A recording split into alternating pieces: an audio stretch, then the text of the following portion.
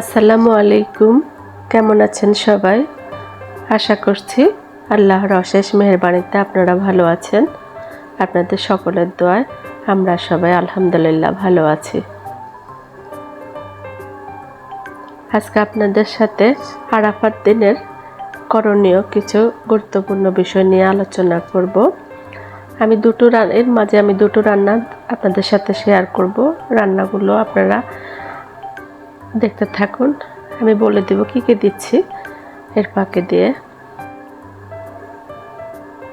আকাশের কত রং দেখুন। আমি এই ভিডিওটা আজকে বিকেলে করেছি।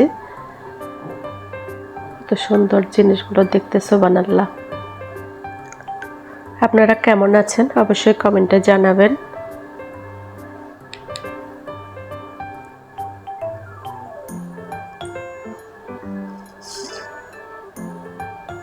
আরাফার দিন নিয়ে আমি আপনাদের সাথে কিছু গুরুত্বপূর্ণ কথা আলোচনা করব। ইনশাআল্লাহ আপনাদের ভালো লাগবে। ভিডিওটা না টেনে পুরোটুকু শুনবেন আশা করছি। প্রথমে বলে দিচ্ছি আমি যে রান্নাগুলো করব। আমি নারকেল দিয়ে ছোট মাছ, এটা মলা মাছ বা কাসকি মাছ যেটা বলে ওটা রান্না করেছি। আর একটা রান্না পাবদা মাছ দিয়ে, দুন্দুল দিয়ে। এগুলো সাধারণ রান্না আপনারা সবাই জানেন। এখানে আর বলার মতন তেমন কিছুই নেই। আপনারা দেখতে থাকুন। ভিডিওটা আমি বলছি। আরাফাত দিন গুনাহ মাফ ও জাহান্নাম থেকে মুক্তির দিন। আরাফাত দিন গুনাহ মাফ ও জাহান্নামের থেকে মুক্তির দিন। যেমন হাদিসে আছে, আয়েশা রাদিয়াল্লাহু তাআলা আনহা থেকে বর্ণিত, তিনি বলেন, নিশ্চয়ই রাসূল সাল্লাল্লাহু আলাইহি সাল্লাম বলেছেন, আরাফাত দিনের চেয়ে উত্তম এমন কোনো দিন নেই যে দিন আল্লাহ সবচেয়ে বেশি বান্দাকে জাহান্নামের আগুন থেকে মুক্তি দেন। নিশ্চয়ই তিনি নিকটবর্তী হন। অতঃপর আরাফাবাসীকে নিয়ে তিনি ফেরেশতাদের কাছে গৌরব করে বলেন, এরা কি চায়? আরাফাত দিন আল্লাহ তাআলা জাহান্নাম থেকে অনেক গুনাহগার বান্দাকে মুক্তি দেন এবং আরাফাত দিনে দোয়া কবুল হয়। যারা হজ করেছেন বা যারা বর্তমানে হজ্জায় আছেন, আর আমরা যারা এবার যেতে পারেননি বা এখনো যাদের যাওয়া হয়নি, তাদের জন্য কিছু আমল, যারা আমরা হজে যেতে পারিনি তাদের জন্য আরাফাত দিনে কিছু আমল সমূহ আপনাদের সাথে আমি শেয়ার করব। ইনশাল্লাহ আপনাদের ভালো লাগবে। এই দিনে রোজা মানে আরাফাত দিনে রোজা রাখতে হয়। এই দিনে রোজা বিগত এক বছরের গুনাহ এবং আগামী 1 বছরের গুনাহ মাফ করে দেন। ফজরের সালাত সময় মতো আদায় করা। এই দিনে ফজরের নামাজের পর থেকে প্রতি ওয়াক্ত ফরজ নামাজের পর নির্ধারিত তাকবীর পাঠ করা।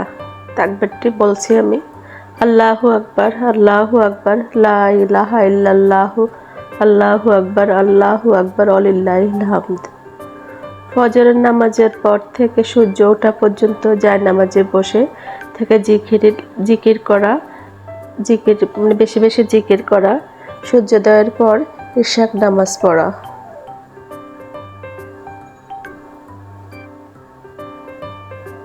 বেশি বেশি জিকির করা, তওবা করা, ইস্তেগফার করা, সুবহানাল্লাহ, আলহামদুলিল্লাহ, লা ইলাহা ইল্লাল্লাহ এবং আল্লাহু আকবার এগুলা বলা।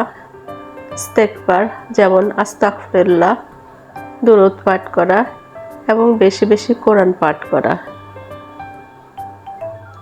জোহরের নামাজের আগে সালাতুদ দুহা এই নামাজটা পড়া।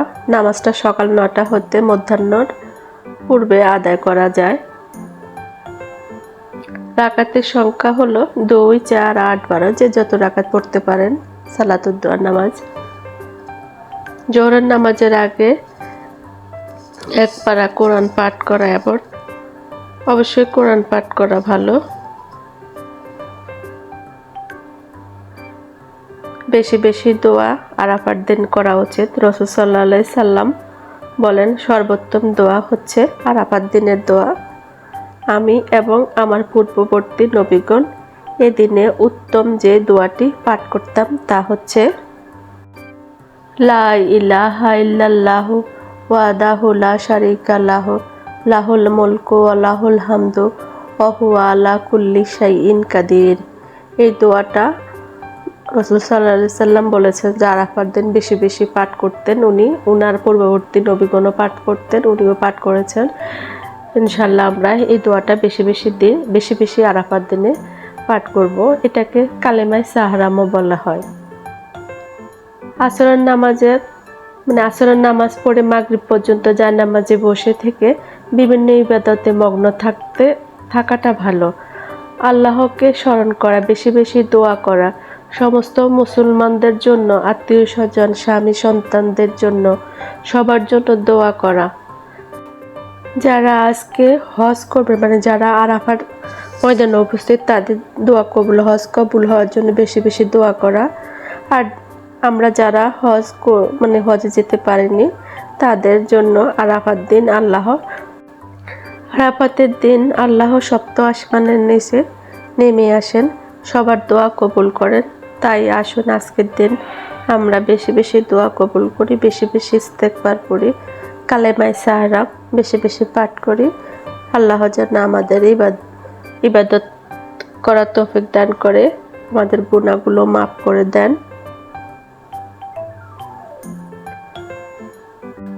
যারা হজে গিয়েছেন তাদের যেন আল্লাহ তাআলা হজ কবুল করেন, এবং আমরা যারা যেতে পারিনি বা যারা যাব তাদের আল্লাহ যেন তাদের মনের আশাটা কবুল করুক, সবার দোয়া কবুল করুক।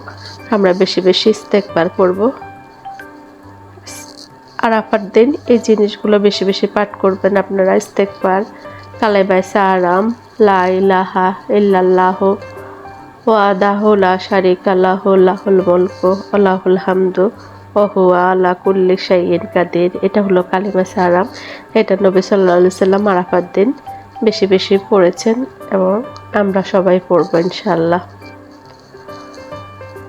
এটাই হলো আমার আরাফার দিন নিয়ে কিছু কথা। আমি যতটুকু জানি ততটুকু আপনাদের সাথে শেয়ার করেছি। যদি কোনো জায়গায় ভুল হয়ে থাকে অবশ্যই ক্ষমা করবেন। আমার আরাফার দিনে কথা বলারটুকু হয়ে গিয়েছে। এখন আমি রান্নাটা দেখাচ্ছি। এটা দেখুন, এটা নারিকেল দিয়ে কাসকি মাছ বা মলা মাছ যেটাই বলি ওটা আমরা রান্না করেছি। এটা আমাদের নোয়াখালী অঞ্চলে খুব বেশি রান্না হয়। এই রান্নাটা নারিকেলের দুধ দিয়েও করা যায়, আর নারিকেলটা যদি মিহি পেস্ট হয় তাহলে এটা করা যায়, ভাল লাগে। আমি নারিকেলটাতে মিহি পেস্ট করে নিয়েছি, এটা ব্লেন্ডারে একদম মিহি পেস্ট করে নিয়েছি। আপনারা শিলপাটায়ও করে নিতে পারবেন। রান্নাটা হতে থাকুক। এরপর আমি আরেকটা রান্না করেছি, সেটা দন্দল দিয়ে পাবদা মাছ। এটা খুবই মজা হয়, আপনারা ওই রান্নাটাও করবেন। ঈদে একটু কাজকর্ম ব্যস্ততার জন্য ভয়েস ওভারটা সম্পূর্ণ দিতে পারিনি। সবাই মনে কেউ কিছু নেবেন না। ইনশাল্লাহ ঈদের পর থেকে, ব্যস্ততা কমার পর থেকে সম্পূর্ণ ভয়েস ওভারটুকু দিব। সবাই ভালো থাকবেন। আল্লাহ হাফেজ।